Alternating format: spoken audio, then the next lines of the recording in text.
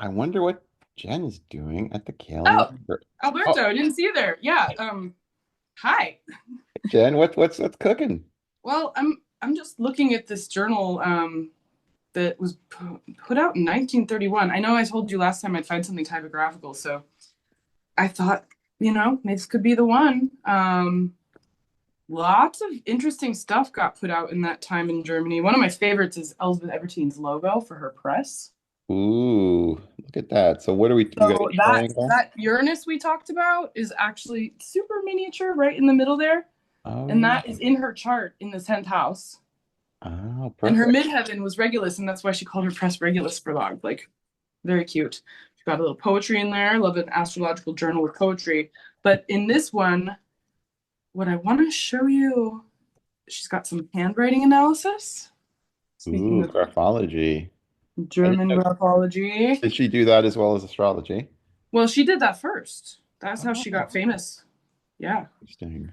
And yeah, this is a trying to find some pictures of people. Oh yeah. Um, well, I'm not finding it there, but the other book I was looking at was this one. It's called The Two of Us from the 14th of May, and it was her way of trying to illustrate birthday time twins. But in this one, she's got photos and then no natal charts. And she's like, look at the other book if you want to check the charts, because this is supposed to be something for, people to just enjoy. And she's got all these pictures of her as a child in the middle. Oh no, wow. So, like the first half, it's a little bit like Lucy Rigorai's Speculum of the Other Woman. There's this first part, which is the first guy's biography, and then a middle interlude of her being like, yeah, but I'm not going to show you the charts. You just have to learn astrology. It's cool. And then she's like, here's my story of my life, where I found out a whole bunch of stuff I didn't even know, including that she had a child that didn't make it past 6 months. There was a pretty big accident. And nobody really talks about that. They all talk about her successful son, Reinhold. But this is Elsbeth Ebertin's birthday twin. No kidding. She's like, he was an actor. He did stuff. So she did costume design because her parents were tailors, and he did the acting on the stage with the costumes that were designed by people like her family. And she's like, how cool is that? And I'm like, it's a moment. That's cool. Yeah. Were they born the That's what same I got. year? What's that? Were they born the same year? Same day, same year, same day. Okay, Just right. different And probably hours of each other in Germany. So it was her like, she's like, I'm gonna find because she loved writing about herself. It was so cute. And she's like, I'm gonna find my birthday twin. And she found out about this guy who was born with, I think, Scorpio rising, even though she's got the Scorpio rising. He had Aquarius rising. So she's like, hey, let's see what his life is like. And if you read both next to each other, you'll figure out, oh, similar but very different because of obvious like accidental dignity shift. But yeah, so I was trying to research in this one book, in this one, she references two other types of publication. So I was like, okay, well now I need to like do research and find out what the charts look like because she doesn't show them. Anyway, what do you got? that's really cool. Well, I just was wondering, we know she had a tragic end, and if the Regulus is about getting to the heights and then falling. Do we know if this twin made it through the war? That's a question I've never asked. I'll have to look into that next. Hmm. Yeah. Yeah. Thanks.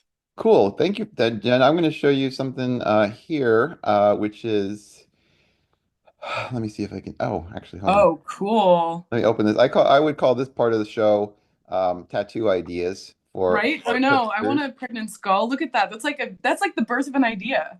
Look at that. It's Very. like a little fetal fetus in the skull.